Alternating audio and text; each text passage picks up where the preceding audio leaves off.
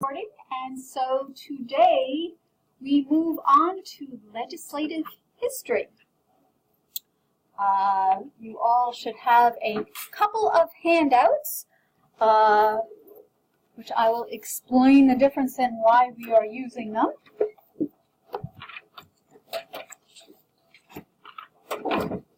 So the question, legislative history is probably, and I don't want to scare you or create expectations, but legislative history is probably the most difficult conceptually area of the course that we'll be going over.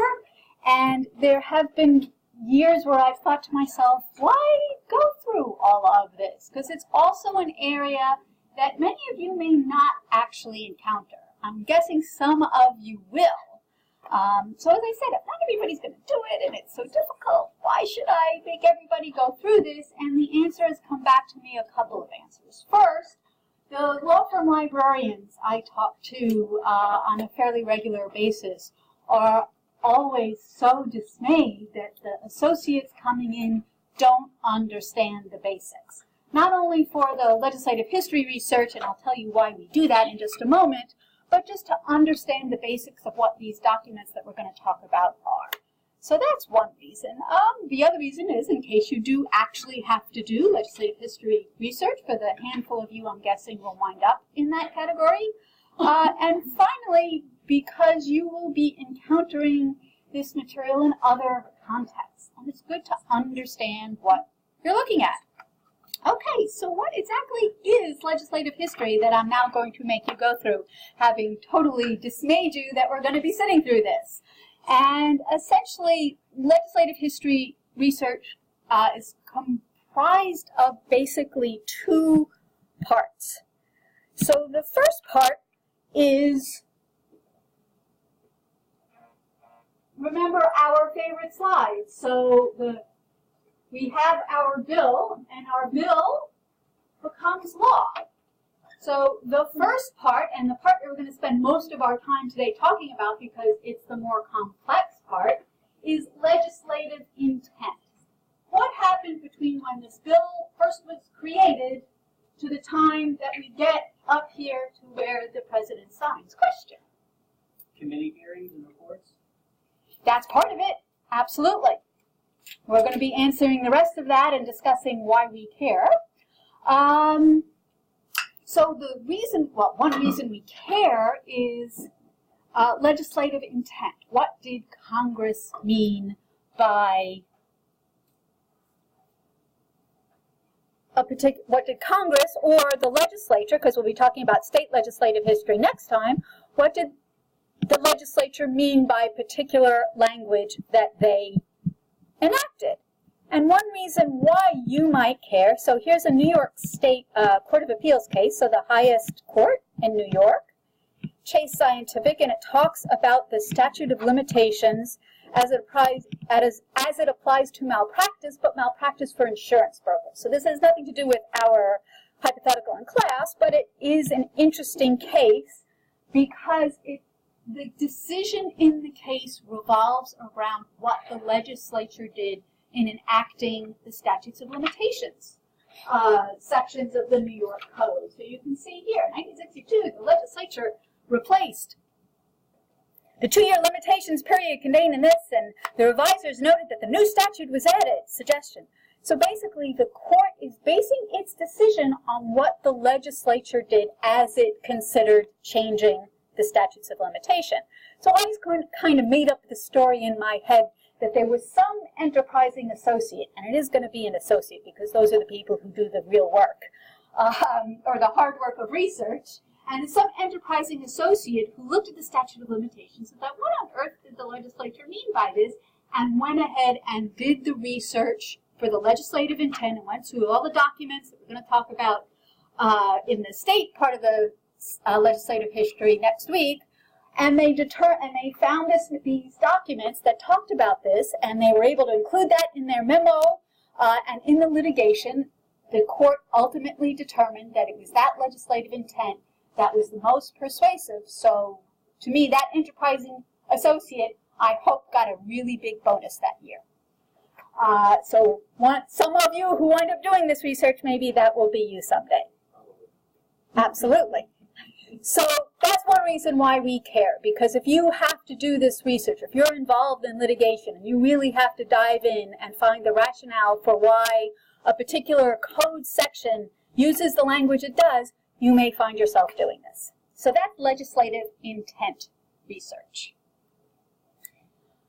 Another reason we talk about legislative history research, and this is the easy part, so this is a section of the course where there's really involved part and really easy part to balance out. And the really easy part is bill tracking. What happened to a particular piece of legislation, either one that got introduced in 1980 or one that got introduced yesterday? Just where is it in the process? And we'll talk very briefly about that because, frankly, it is so easy. So we don't have to talk too much about it. So I should mention to you, however, especially with regard to, well, actually not especially, looking back at legislative history, looking back at these documents that I'm talking about, that we'll be talking about in a moment, hearings and reports and other documents, isn't a accepted practice by all attorneys and judges. And by that I mean Justice Scalia was famous for, and I imagine there are other justices out there that share this view, was famous for being very, very skeptical about legislative intent arguments. Justice Scalia argued we should look to just what's in the statute because that's what Congress passed. And you can see his rationale. The greatest effect of legislative history is its illegitimacy. So, as I just said, he does not buy it. Governed by laws, not by the intentions of legislatures. And I'm not going to read the whole thing, but I did want to highlight for you, if you find yourself in that enterprising associate's shoes and making this argument, be prepared to justify that you may need that legislative history research is indeed valid. Justice Breyer, by the way, is a proponent of legislative intent and legislative history arguments. So they're very much both sides of that question. Okay. So, the handouts that passed around, and there should be another pile, there we go, have two different purposes. So this smaller one, the Key to Legislative History Research. We're going to go through both. This is, as I hope, a way of explaining to you the basic principles of what we're covering today, and hopefully something that will help make sense for you as you look back again when we get an assignment and later on everything we discussed today, because I am going to throw quite a bit at you. So I've tried to make it as logical as possible, and I've tried, as you can see on the very front page, to highlight the keys. And this is pretty much the structure of how we're going through what we're talking about today. This other handout is what we've been looking at, what I call a walkthrough, and it's basically just sample pages. And this is mostly because what you see on the screen isn't exactly legible, especially to those of you in the back there. So this way we can all see very clearly what we're talking about. So this is the one you really want to hold on to. Both of these will be on the website should you want to refer back and don't have the paper. And I apologize, the walkthrough should have been in color, but for whatever reason I didn't get it back in color, and as you can see it's pretty long and I just couldn't bear to kill any more trees than I already have. So we will manage with it in black and white today. The color version will be on the website. Okay, so what are the keys to legislative history research? Especially for legislative intent, but also for bill tracking. Here are the 4 keys. But for legislative intent especially, understand the legislative process. What is that process that wound up with our friend, and we're going to get to know our friend, the bill. What was the process that got him there? Once we understand that process, what are the documents produced that process? Because those are the documents that we will be researching to determine legislative intent. And it really, really helps to understand what the abbreviations are. As simplistic as that sounds, it actually makes quite a difference if you're looking at a reference to a document and you know that that is a bill and not a House report. know how to find the all-important public law number. Actually, you guys already do know how to find the all-important bill number, and we will review that when we get to that step. Or state session law number, you know that too.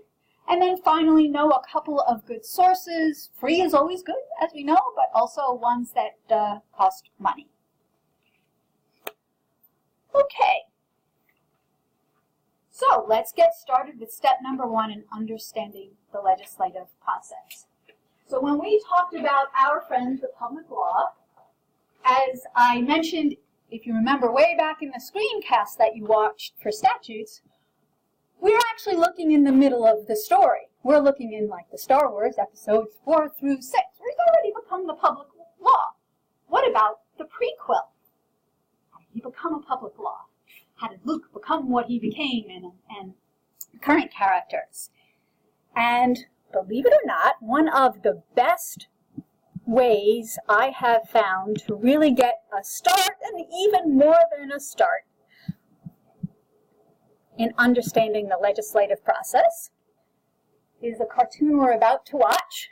Some of you may have seen this. If you have parents my age, you will have, or maybe teachers my age, you will have. Some of you may not. And yes, it is a cartoon, and yes, I am fond of cartoons, but pay attention, because even though it's a cartoon and a little silly, it actually does go through the process and does mention a lot of the documents that we will be talking about. And I didn't get a chance to test the volume, so keep your fingers crossed for me. Yay! Well, you sure gotta climb a lot of steps to get to this Capitol building here in Washington.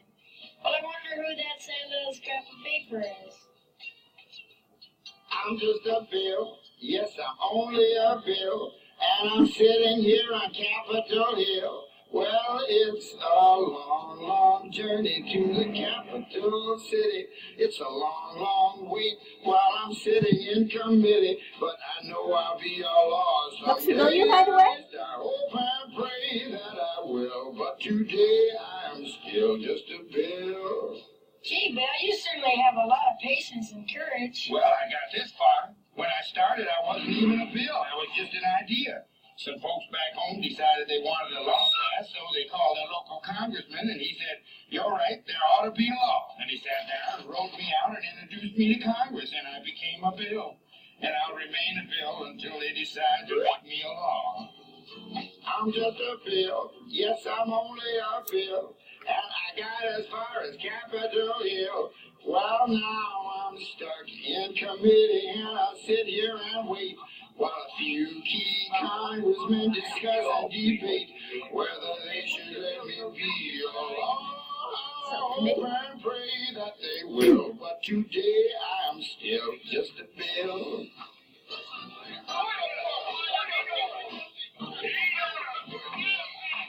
Listen to those congressmen arguing. Is all that discussion and debate about you? Yeah, I'm one of the lucky ones. Most bills never even get this far. I hope they decide to report on me favorably, otherwise I may die. Die? Yeah, die in committee. Oh, but it looks like I'm going to live. Now I go to the House of Representatives and they vote on me. If they vote yes, what happens? Then I go to the Senate and the whole thing starts all over again. Oh, no. Oh, yes. I'm just a bill. Yes, I'm only a bill. And if they vote for me on Capitol Hill, well, then I'm off to the White House where I'll wait in a line with a lot of other bills for the president to sign. And if he signs me, then I'll be alone. I hope and pray that he will. But today I'm still just a bill. You mean even if the whole Congress says you should be a law, the president can still say no? Yes, that's called a veto.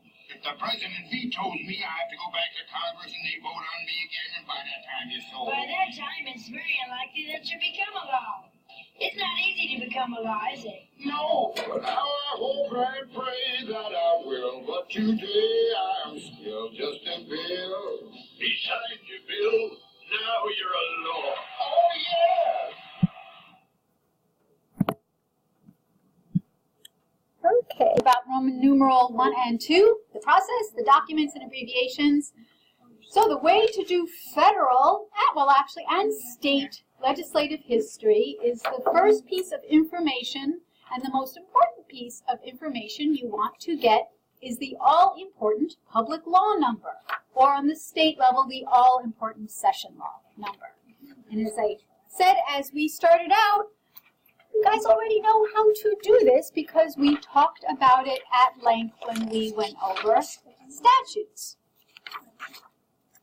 So it may be, and as always with research, it depends on what information you're starting with. And you're not always going to start with the same type of information.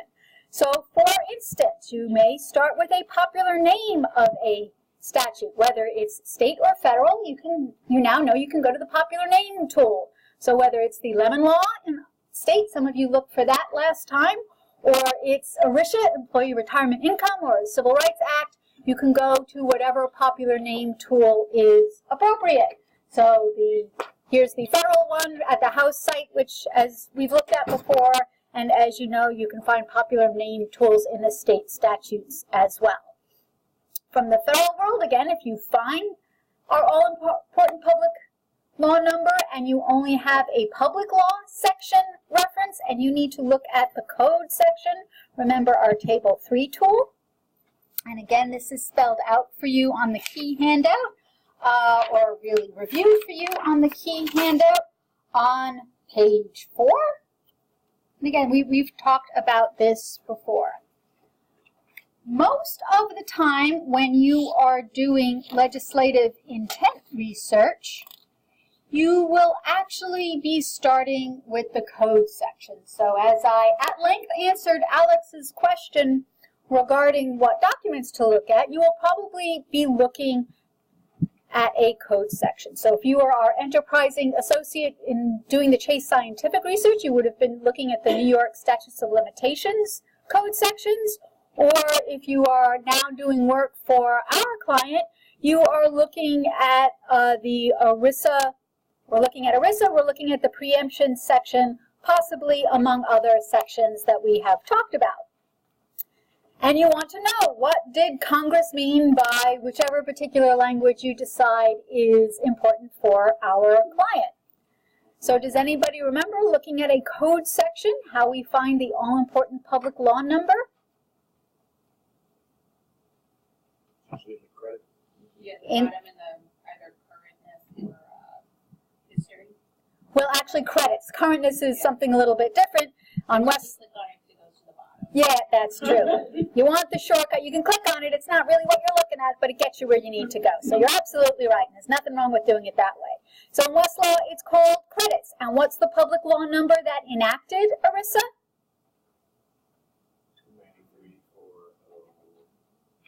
6. Fair enough. I know it's kind of difficult to read from back there. And as a couple of you quite correctly alluded to on Lexis, it's just called history and brings us to the exact same information with typically with our public law numbers. Now, as we talked about at length, this particular section got amended a bunch of times. So it got initially enacted in 93-406. But the question becomes, how do we know that the language, it's now, and that in 93-406 was enacted in 1974, and then it got amended, and we know that semicolon tells us and amended by. I won't make you go through that again. How do we know which of these public laws actually contain the language that we're interested in? Was our language originally in 406, or was it in any of these other public laws that amended 1144?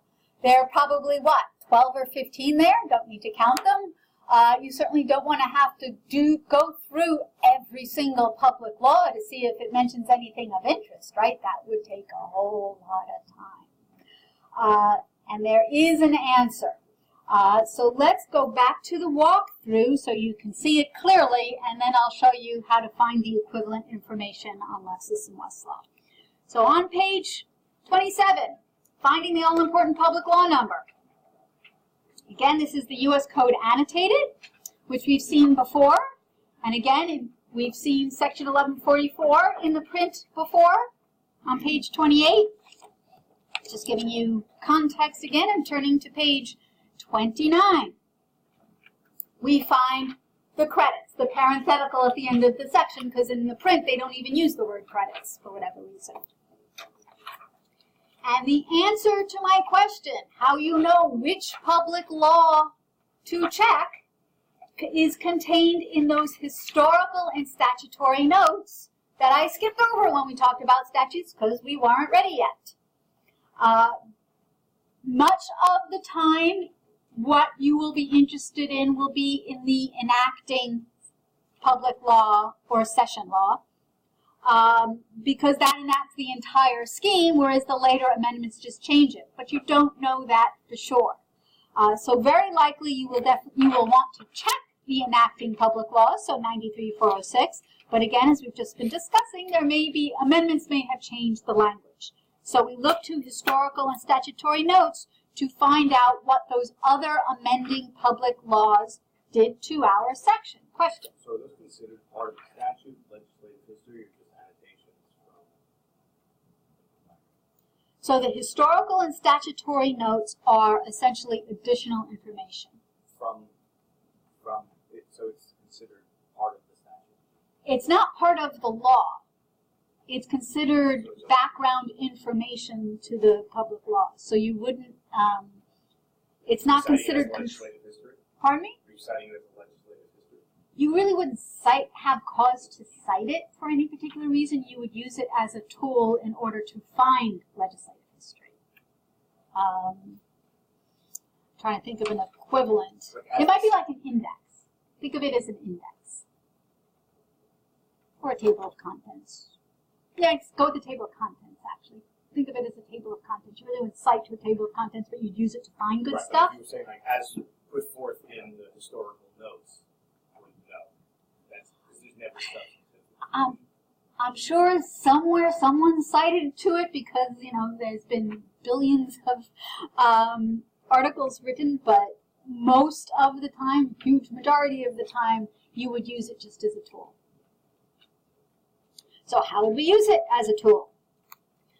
We would use historical and statutory notes, and we would look to the amendment section, which if you turn to page 30, you'll see a small sort of subheading labeled amendments in the right-hand column. And what that amendments section does, in reverse chronological order, is it tells us what the amendments did. So in 2006, the very first one on top, again it's reverse chronological, it says that subsection E, it does say subsection E, Public Law 109-280 added subsection E. So we would go and look at subsection E, and we would now know that it didn't exist in the original 93-406 public law. It wasn't added until 2006 by Public Law 109-280. So if we were interested in subsection E, that would be useful information to know. And it goes on, again, going back in time, the 1998 amendments, what they did. If you look at the 1993 amendments, just because it has a little bit more text, so we know that Public Law 103-66 inserted reference to qualified medical child support orders. So we look at that and we say, okay, that's not of interest to us, so we won't check that public law. It also tells us section B8, substituted provisions directing that A not be considered, and you can not preclude any state cause of action under section. So we would need to look at these sections to see if they apply to us. My sense is that they don't. So it's section of the code 1169B3. But essentially you would go through and see which amendments changed which particular sections of the code. And that's how you would know which, if any, amendments you needed to check. Or do you just need to check the first public law that enacted your code section? So that's essentially how you would find the all-important public law. And this works the same both state and federal. We'll review this again next week with New York. If you are using print, remember, what do you need to remember? Thank you. So, if you are using print, you're looking at the pocket part, page 31 and 32, which we have already done a couple of times, and we know that there were no updates in the pocket part to section 1144, so there were no subsequent public laws reflected in the pocket part. Thankfully for us, and hopefully for you, once you graduate, you will have access to a tool like Lexis or Westlaw, so it will be a whole lot easier. And as we have already discussed, to find the all-important public law on Westlaw, we go to the credits. And to find those historical and statutory notes, and what I've done on the walkthrough is I have given you screenshots. Again, I apologize for the lack of color, but you can still get the idea. I've given you the screenshots of how to do this on Lexis and Westlaw. So I will show you now on Westlaw. To get to the historical and statutory notes, you click on History, and then Editor and Reviser's Notes. Why they changed the name, I don't know, because to me it makes it more confusing, but they didn't ask me. And the Editor and Reviser Notes, once you get there, are called Historical and Statutory Notes. Again, don't ask me why they did it that way, and then all you need to do is scroll down to the amendments, and you see the exact same text that we were just looking at.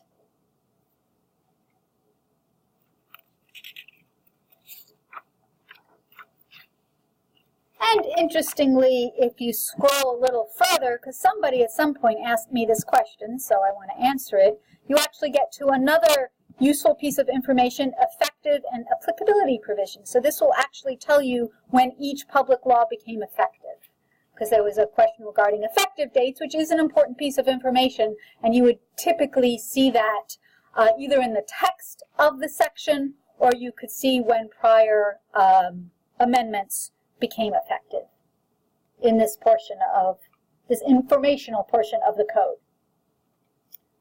Okay, and similarly on Lexis. Actually, Lexis is pretty easy. You just keep on scrolling. So you scroll past the history to the amendments. And Lexis, for whatever reason, lists the amendments in regular chronological order, so the earlier ones are first. But again, you see it's not identical in terms of the text. So actually, for some of these public law, amending public laws, Lexis gives us slightly more information. So for that one we were just looking at, the 1993 one, Lexis gives us some additional information. So for those amendments, those are as provided by who's ever printing it. So like they have some research editor going through this and pulling out this information. It's not necessarily provided by the government. I actually believe that some of this information is in the U.S. code. But it is, I do know it is difference between Lexis and Westlaw, and I couldn't tell you what their policies are in terms of how they get created. But they are different. I think what you want to remember is to look there to see whatever service it is you're using to find out what the public laws, the amending public laws have done to your particular section. If you're lucky and work in a place that have both Lexis and Westlaw, and it's really a critical, bazillion-dollar deal that, you need to boil the ocean in order to do the research, then look at both. But I think most of the time, you'll just look at whichever you have available. And I think one is plenty. The point is to understand what these different tools do. Answer your question? Any other questions? Again, using the historical and statutory notes to find which public law or laws we need to check, probably in addition to the enacting public law. Okay, at long last, doing legislative intent research. We know what all this stuff is. We know what we need, that all-important public law number. We know how to find that all-important public law number. How do we research legislative intent? Well, if you all are supremely lucky, luckier than we all are at present, you will have access to a database called ProQuest Legislative Intent. We do not have access, it's very new, by the way. We do not have access to it because it costs something like $50,000. But it is sort of the gold standard because it allows you to do full text searching on compiled legislative histories. And I'll tell you what compiled legislative history means in just a moment. But what we can do is pretty close. So if you are not quite as lucky, but pretty lucky, you have access to Hein Online, which we do, as you know.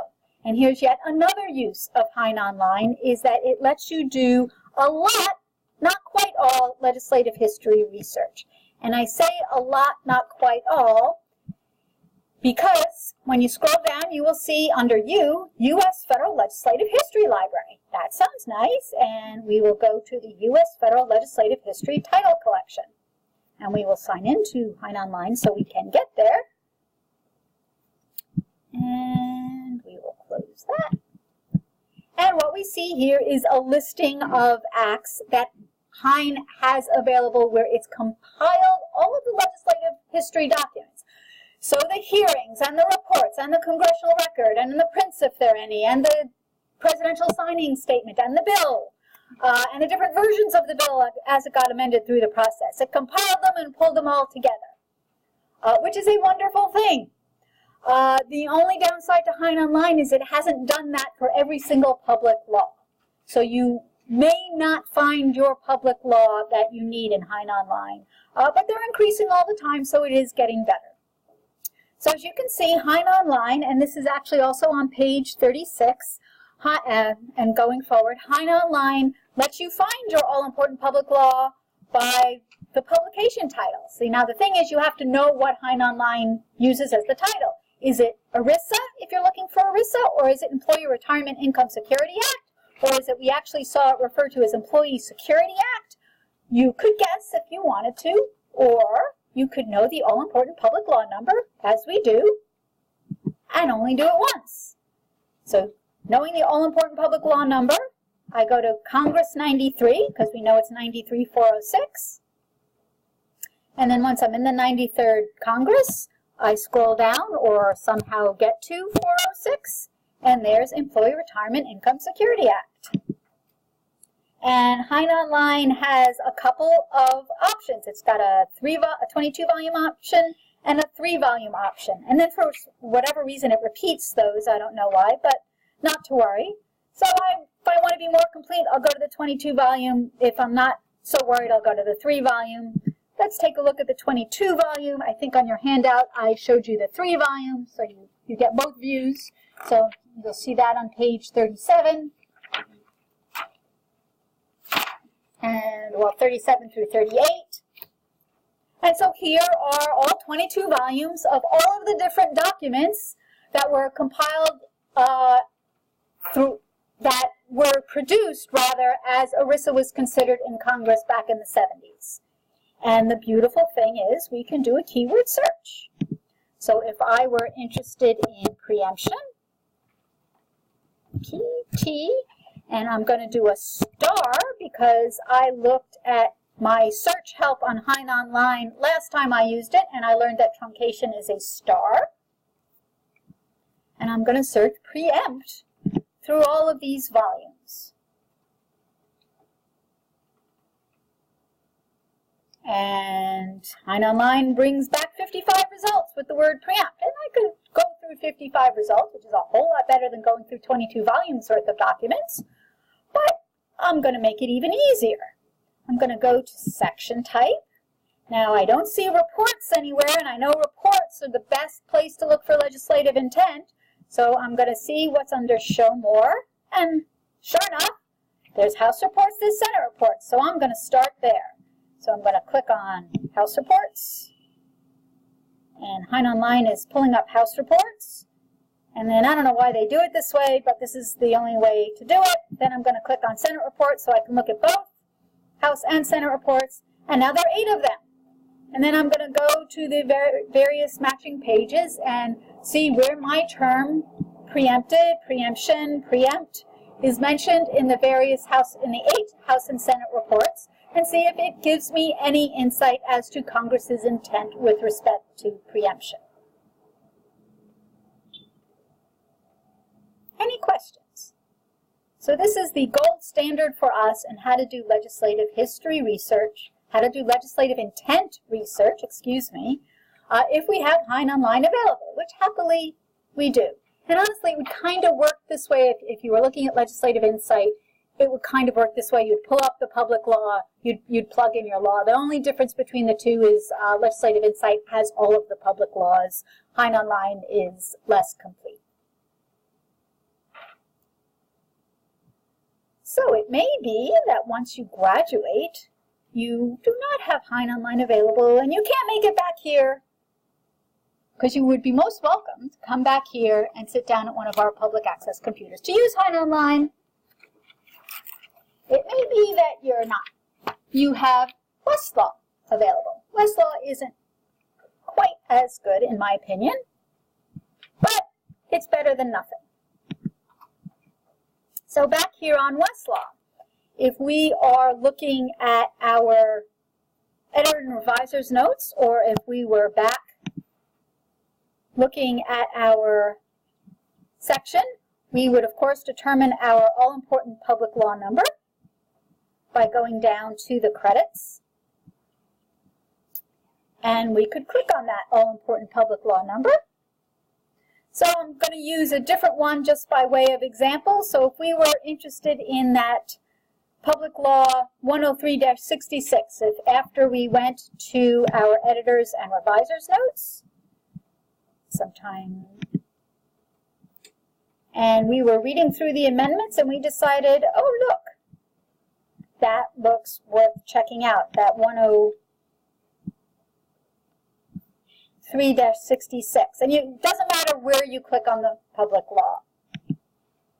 Once you do on Westlaw, and again this is in your handout, starting on page 39,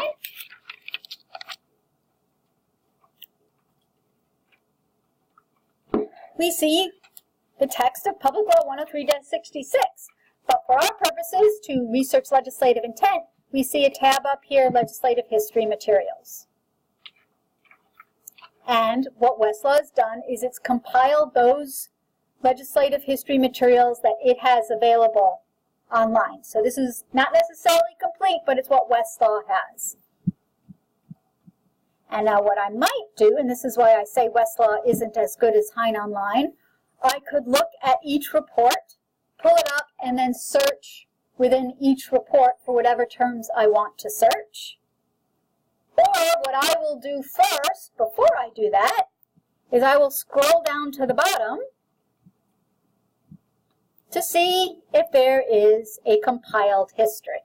And for this particular public law, there is. Again, there isn't always, so it's worth the 3.5 seconds to check. And if you find it, then I only have to do 3 searches through the 3 parts, as opposed to the 6 or plus searches, and that would just be the reports. Because again, remember, we would search reports first, and those compiled history will let me search everything. So while reports are better, if there's something good in the congressional record or the hearings, searching those compiled legislative history will pull it up.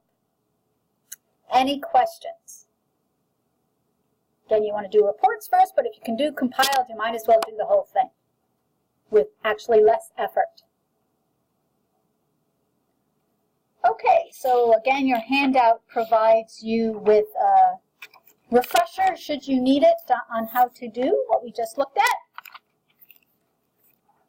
So I'll probably get in trouble saying this, especially because being recorded, but if you don't have Hein Online and you don't have Westlaw, and you only have Lexis, and I know there are a few Lexis fans in the crowd here, I wouldn't bother doing legislative history research on Lexis. I get my all-important public law number because, as we saw, we can get the history and we can get the historical and statutory notes, but getting to the actual documents from there is really convoluted. If all you have is Lexis, what I would suggest, and really think you should look on Lexis, I would actually just call Lexis customer service and have them walk me through it. Because I know our Lexis rep is going to hate me for saying this, but they do have some materials, but it's really convoluted. And it's really hard to understand what it is you're looking at, even when you get there. So what I will show you is what I prefer to Lexis, and that is actually a free website, which we've seen before. So before fighting with Lexis, I would go to congress.gov. Congress.gov, you don't have to worry. As long as you have an internet connection and a computer, you can access congress.gov. But once again, we need our all-important public law number to do legislative intent research. So here on congress.gov, and again I show you this on your handout, starting on your walkthrough handout, starting on page 41. And make sure I'm going the right direction here. And I'll show you this up on the screen. So we go to the public laws, and we've done this before to look at public laws. And if we are interested in 93406, what enacted ERISA, we're lucky. Congress.gov only goes back to 1973, so we're lucky that it covers it. If you have an older public law, then this isn't going to work for you. And then again, we just scroll down and find our public law, or get there however we choose. And we click on the link. And because this is older, Congress.gov is going to have less available online, but it at least gives us a sense of what's out there. So it tells us there's a House report, 93-553, another Senate report, and another House report. The other thing Congress.gov will give us, and it doesn't give us the links, unfortunately, we'd have to find them elsewhere these days. Even Googling on the web might get you those House reports. They're pretty old, so I don't know if they're out there. But again, if you need help, you get to the point where you find a document, you just not need help finding it. That's where you can ask for help, give us a call, look, Google it. But what will help you to know about on Congress.gov is also that you can look at the actions that took place to get a sense of the context of the different documents that were produced. So these are the actions overview. So I clicked on the actions tab, and here's the overview. And if I wanted to get more detail, I could look at all of the actions, which sometimes may be useful, again, depending on what your need is. And as I ended before the break in answering Alex's question, one determination you need to make, if you finally get to the point, oh gosh, I have to do legislative intent research, I remember that, but oh boy, it's a pain.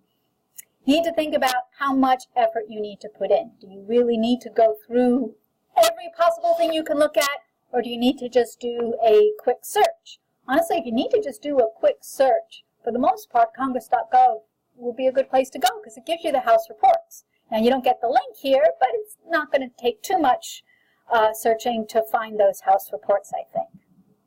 And on Congress.gov, again, you get the summary, and under the actions, you can get more information.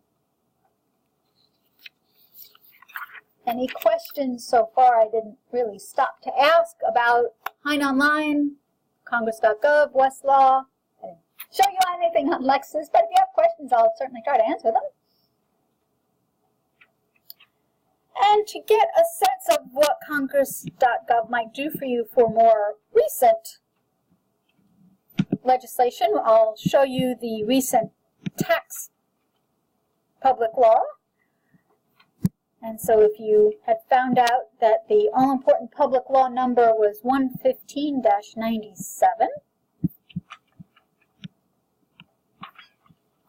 it's a little further down. So here you see you'll get links, and again, these actions will be very useful to put the different documents in context, both the overview as well as the all actions option. And you actually get links to the different reports.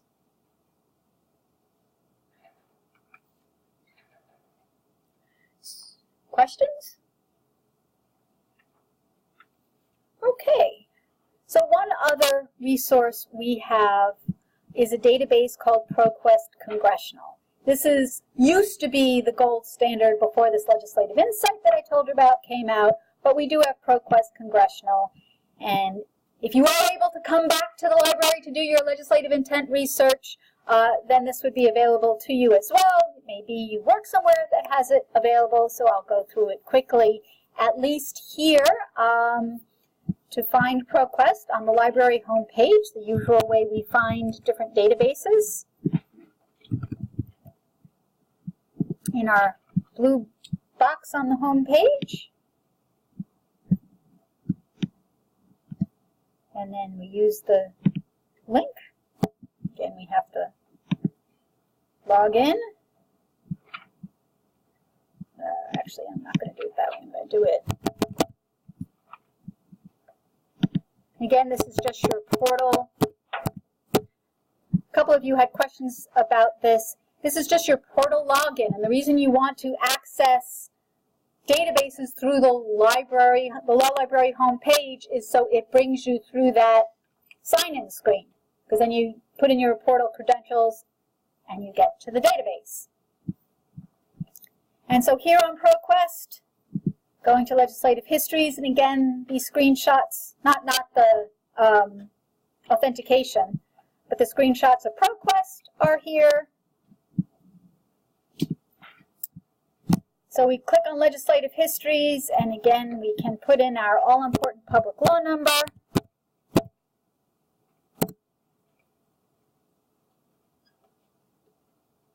And we see employee retirement. And what we see here are the different types of documents. And if we wanted to look at reports, we could click on the report and then do a control find through the PDF to see if we could find our terms that we are interested in researching the intent for. Not ideal. Hein Online, obviously, if our public law is available, is much better. But it is at least something. And one tip I'll show you, because I'll ask you to do this in the workshop, just so you know, is unfortunately ProQuest doesn't tell us which is the conference report. So the best way to find that is to just guess by looking at the most recent report available, because obviously the conference report happens at the end of the process, so that's going to be the most recent report. So if we look at the last report,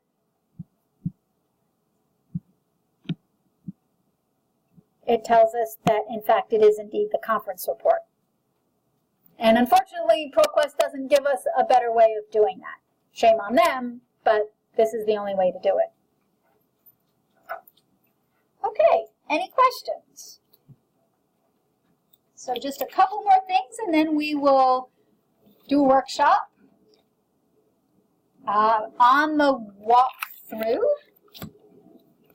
handout, you see pages 44 to remind you how to use ProQuest. So pages 44 through 46 is what we just did, or actually 47 is what we just did.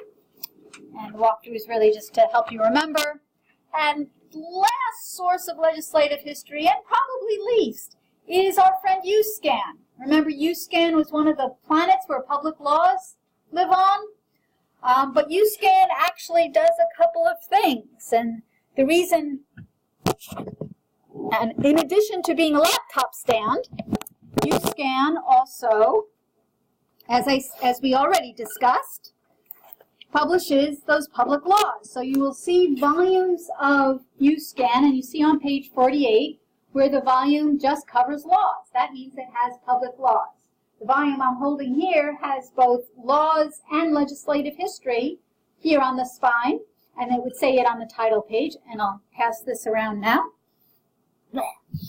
But the other thing UScan does, which we have not talked about, if you turn the page to page 49, is UScan also reproduces legislative history.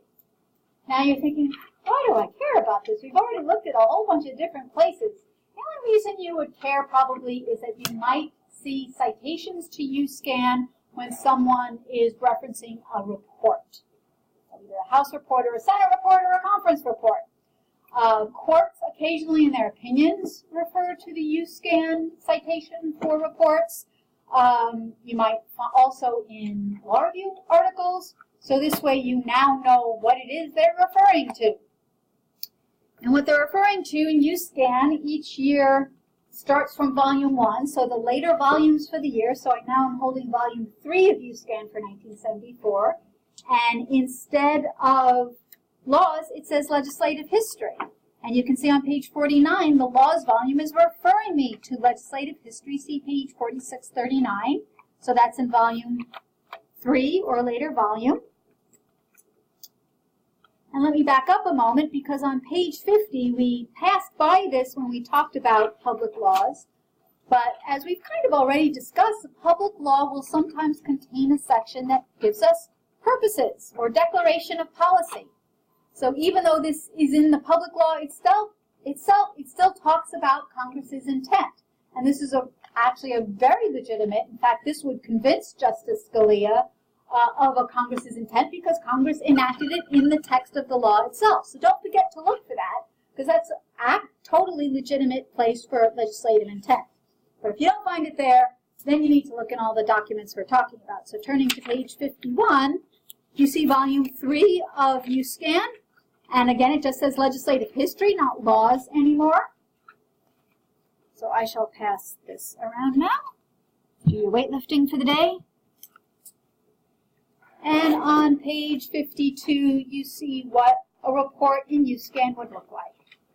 And again, this is significant only because you might see references to it in cases or law reviews.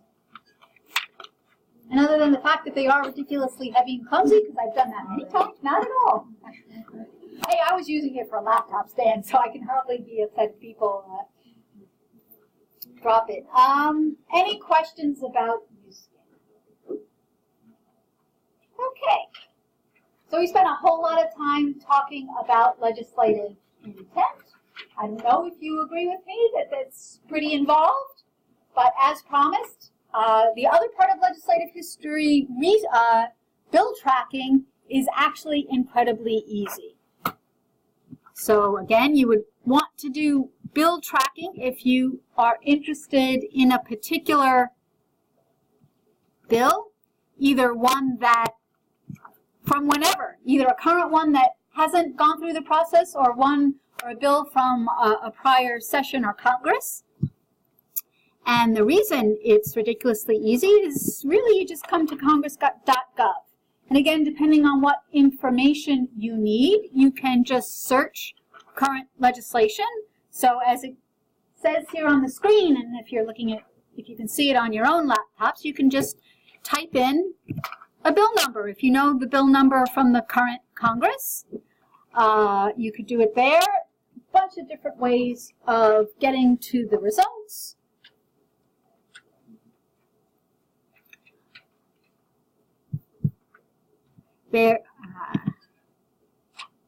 So if I know the bill number, I get to the results that way. If I am not quite sure of the bill number, which at least may be frequently the case, you could look at bills introduced, you could look at active legislation.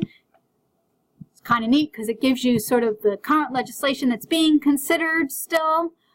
So for instance, I have been following for my own interests, given current events, this legislation on concealed carry. So I click on the link, and what a bill tracking looks like is kind of what we saw for the public law, but it tells us what's happened with this particular bill. So this bill has been introduced, and it was passed by the House, and that's as far as it got. And if I wanted more detail, I would go to that Actions tab. I could also look at the text of the bill, and I would see the actions overview. I could see all of the actions, and that would tell me that's bill tracking. It's tracking what a bill has done. And I can do that with current legislation. I can also look at all legislation and look at prior Congress's bills. And so as I hopefully kept my promise in that the legislative intent, yes, was pretty involved, but bill tracking is actually pretty easy. Any questions about bill tracking? Okay, so as promised, and I've already